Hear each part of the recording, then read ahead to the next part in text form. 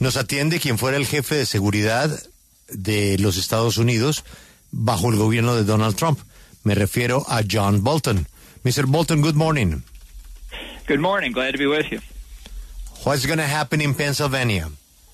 Well, that's the $64 question. I can't recall a presidential election in my experience that's as close as this one, and I don't think at this point anybody can really predict, and it could be from an electoral college point of view.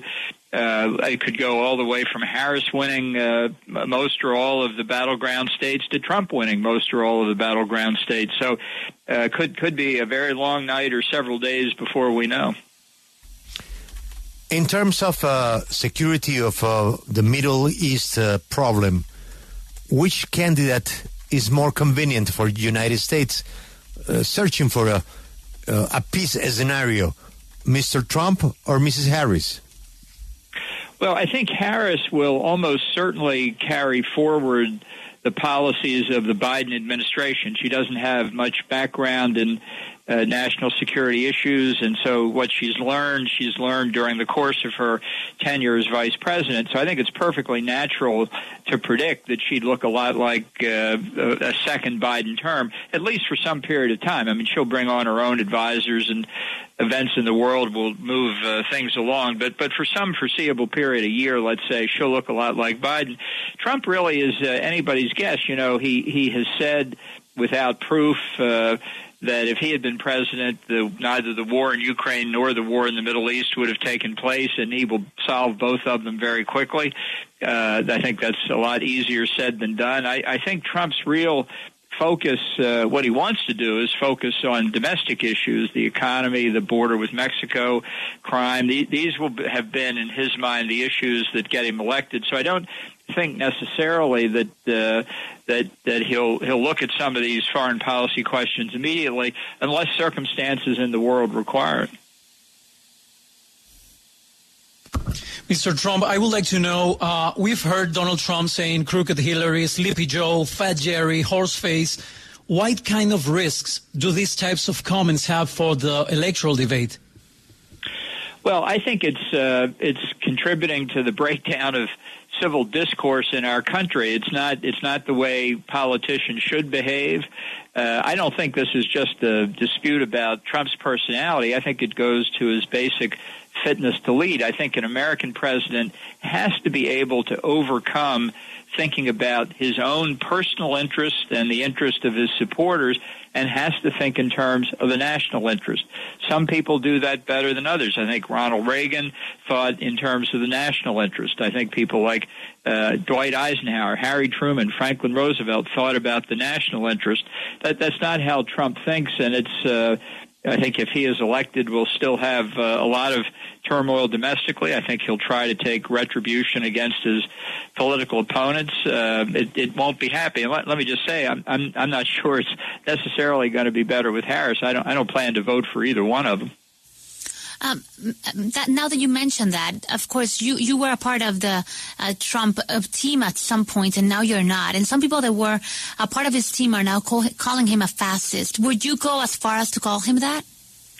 Well, I think to be a real fascist, you have to have a philosophy, and philosophy just isn't something that Trump does. I think his actions, rather than get hung up on a particular word, it's his actions, I think, are corrosive, are destructive.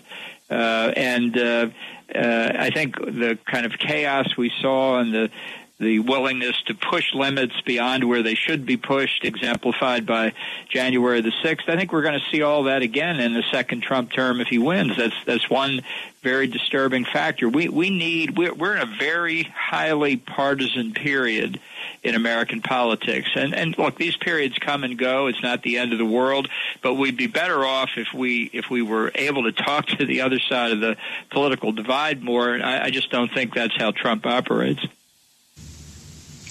Mr. Bolton, thank you for sharing your perspective. Would you agree with Olivia Troy, who also served in the Trump administration, that Mr. Trump shares some of the traits and admires some of the strong leaders. And how would you characterize being close to him, a person who refuses to accept the results of an election and the similarities that shows with people like Maduro, who's in power, not just because of a legitimate election, but just because they're forcing the system? Well, I think it's very dangerous. I don't consider Trump an existential threat to democracy. I think our country is stronger than that. Our Constitution is stronger than that. But he's certainly going to do damage as he did in the first term. And I do think he has an affinity for strongmen leaders, people like Vladimir Putin, Xi Jinping, Kim Jong-un. I mean, he said he and Kim fell in love when they were talking with each other, and I think other authoritarian leaders around the world, like Maduro, can see that. I'm very worried what this time.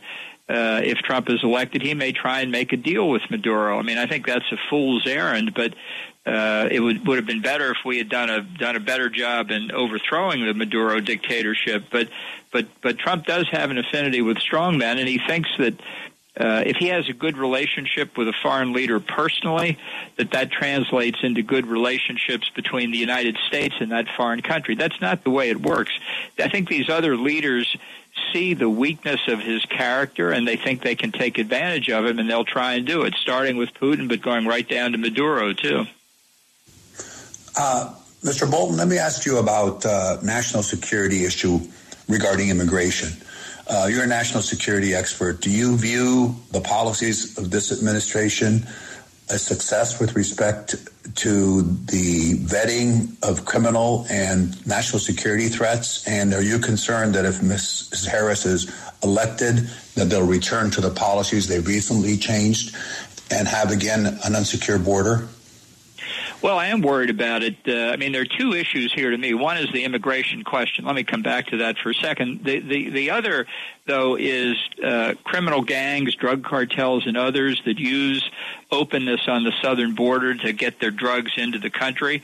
And for foreign countries that are hostile to us, perhaps China, perhaps Russia, perhaps others, smuggling potentially weapons of mass destruction in, bringing agents in to conduct clandestine activities against us. This is a real national security issue, I think. On immigration itself, I personally favor significantly increasing legal immigration, because I think the country is we're almost 350 million people now. That sounds like it's a big country, but we're still only a quarter of the size, roughly, of India or China. And I think we are stronger with more people who can help us in an increasingly competitive economic environment. But the deal is we get to decide when the people come in and in what order. And illegal immigrants coming in, no matter across what border or through airports, are jumping the line. And it's unfair to the people who have followed the process and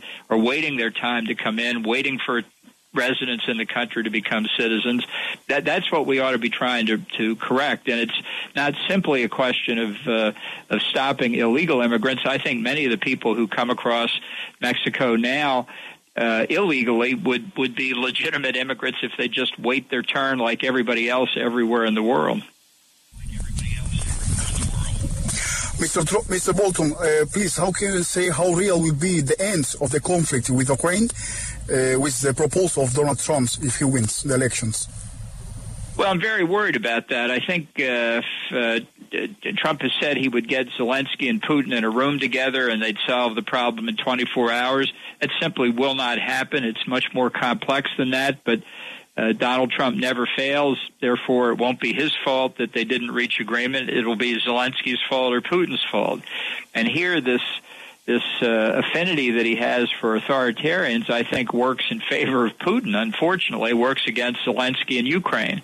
This Ukraine conflict is not simply a European conflict. We have reports today, statements from the government of Ukraine, that for the first time they engaged with North Korean troops in Russia in the past 24 hours. The Ukrainians, of course, have had an offensive into the Kursk province in Russia, and it was at somewhere on that battlefield that this occurred. This is an unbelievable situation that the Russians have brought North Koreans to fight in Europe, and it shows how conflicts and threats all around the world can work together here.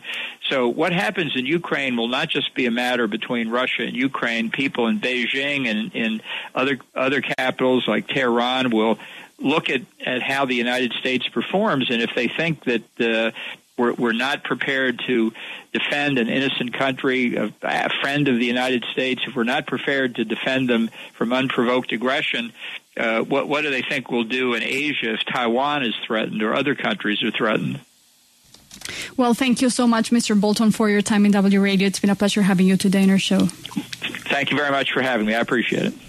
Bueno, para resumir lo que ha dicho John Bolton, exasesor de Seguridad Nacional de los Estados Unidos durante la administración Trump, iniciamos preguntándole qué pasará en Pensilvania. Dice que no recuerda unas elecciones tan reñidas como esta. Nadie puede predecir lo que va a pasar, si va a ganar Harris o va a ganar Donald Trump en este estado.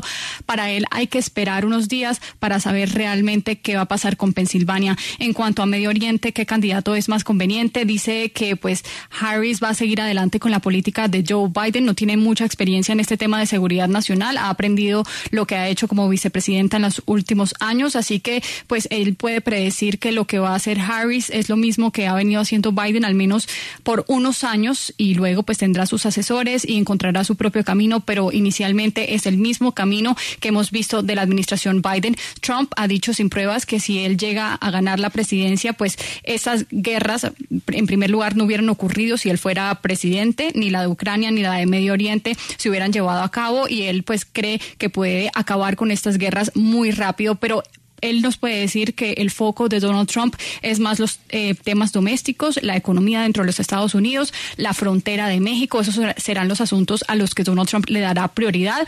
No cree necesariamente pues que estas guerras sean digamos tan importantes para Donald Trump, aunque sí es urgente, pues le dará pues el trabajo que se merece. Y sobre los comentarios ofensivos que ha hecho Trump, que ha subido pues el tono de la campaña, dice que pues eso contribuye a lo que está pasando dentro de los Estados Unidos. Nos dice que un político debe saber cómo comportarse, nos dice que un presidente debe pensar mucho más allá de sus intereses personales y de pues los que lo apoyan. Entonces hay otros ejemplos de presidentes como Ronald Reagan, Harry Truman, que pensaron en el interés nacional. No es el caso para él de Donald Trump, no piensa así. Entonces nos dice que esto puede traer un caos interno, un caos doméstico. Va a empezar a atacar a sus oponentes, a las personas que no estén de acuerdo con él. Dice que de pronto con Harris no será mejor, porque por eso no va a votar por ninguno. Con respecto a que llamen fascista a Donald Trump, nos dice que si él iría tan lejos y lo llamaría así. Dice que para ser fascista hay que tener, digamos, unos términos o un pensamiento filosófico. No cree que esa filosofía esté en el pensamiento de Donald Trump. Más bien son las acciones las que les preocupa, que son bastante destructivas, como lo que vimos el 6 de enero. También nos dice que es muy preocupante si vemos un segundo término de Donald Trump, pues va a ser un periodo difícil, y pues Donald Trump no opera, digamos, con esa, digamos, tranquilidad. Nos dice que le preocupa más sus actos destructivos que pueden llevar a un segundo periodo. También le preguntan sobre su admiración por ciertos líderes, digamos, en el mundo, que son autócratas o que no son democráticos, y las dificultades que esto implica. Dice que lo considera peligroso, es una amenaza para la democracia. Cree que el país como tal, los Estados Unidos, es bastante fuerte, tiene una constitución bastante fuerte, y de pronto no se va a dañar en ese sentido, pero sí piensa que es dañino tener, digamos, cierta afinidad como líderes autoritarios como Vladimir Putin, como Kim Jong-un, por ejemplo, o como Maduro incluso, que pues pueden pensar que él tiene un carácter débil y aprovecharse de eso, desde comenzando por Putin y siguiendo hasta Maduro, sobre los temas de seguridad nacional, de inmigración y todas estas políticas que pueden ocurrir durante una administración de Donald Trump. Dice que le preocupa el tema de la inmigración bastante, porque uno, está los criminales y carteles de la droga que se están, digamos, aprovechando en la frontera del país con México para poder meter y contrabandear todo lo que quieran, desde drogas hasta armas, por ejemplo, como lo hace China. Y entonces ese problema cree que es un problema bastante grande de seguridad. También está el tema de inmigración, sobre todo le preocupa la inmigración ilegal de esas personas que entran en el país sin seguir el trámite, y pues es injusto para él que esas personas que no sigan las reglas afecte a esas que sí, que siguen el proceso legal. Él está de acuerdo con la inmigración legal. Él cree que eso puede ayudar a los Estados Unidos, así que por eso él cree que, digamos, el foco debe ser en tratar a esos inmigrantes que entran ilegalmente por la frontera de México. Y al final le preguntábamos mucho más a fondo sobre la guerra con Ucrania y dice que le preocupa mucho esto de que Trump haga en la guerra con Rusia, porque pues él ha dicho que va a acabar en 24 horas con la guerra, que va a sentar a Zelensky y a Putin, y si no pasa pues va a decir que no es su culpa, que es culpa de ellos. Entonces este conflicto sí le preocupa bastante porque ya ha traspasado las fronteras de Europa, ya vemos la participación de soldados norcoreanos que incorporó Rusia, y por eso él cree que es bastante preocupante, porque si los otros países del mundo ven que no han hecho nada para los Estados Unidos ayudar a su amigo, como lo es Ucrania, pues qué va a pasar en Taiwán, en Asia y con otros países que pues pasen por una situación similar.